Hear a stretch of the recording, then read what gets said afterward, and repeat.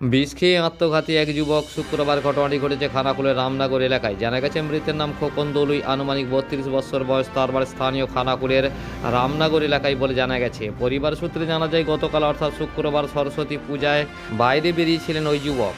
বাড়িতে ফিরতে নেশাগ্রস্ত ও গুরুতর অসুস্থ অবস্থায় দেখতে পান ওই যুবককে পরিবারের লোকজন। ঘটনার পর পরিবারের লোকজন ওই যুবককে তড়িঘড়ি চিকিৎসার জন্য নিয়ে যায় খানাকুল গ্রামীণ হাসপাতালে। অবস্থার অবনতিতে তাকে আরামবাগ মেডিকেল কলেজ ও হাসপাতালে স্থানান্তরিত করা হয়। চিকিৎসা চলাকালীন তার মৃত্যু ঘটে বলে জানা যায়। চিকিৎসকেরা তাকে মৃত বলে ঘোষণা করে। ঘটনার খবর জানাজানি হতে ওই যুবকের পরিবারে নেমে আসে শোকের ছায়া।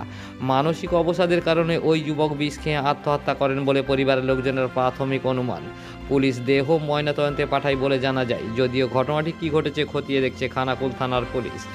দেহ ময়নাতদন্তের পর ফিরে পেতে খানাকুল থানার দ্বারস্থ হয়ে আজ শনিবার মৃতের পরিবারের লোকজন ঘটনা প্রসঙ্গে কী বললেন বিস্তারিত শোনাবো।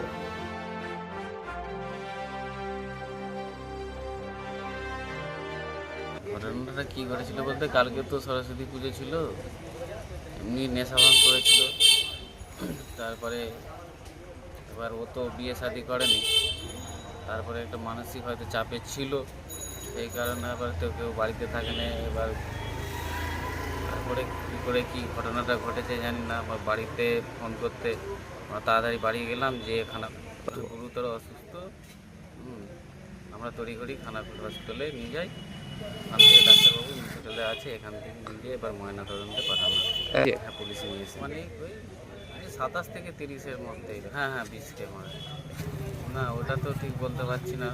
উনি ও তো বিয়ে শাদি করে না, হয়তো একটা কোনো রকমের মানসিক একটা চাপে ছিল এবং তো নেশাগ্রস্ত ছিল, এই কারণেই এরকম ঘটনা। কখন দলই এই রামনগর, আমার ছোটো ভাই, আমার নাম মলয় দলুই।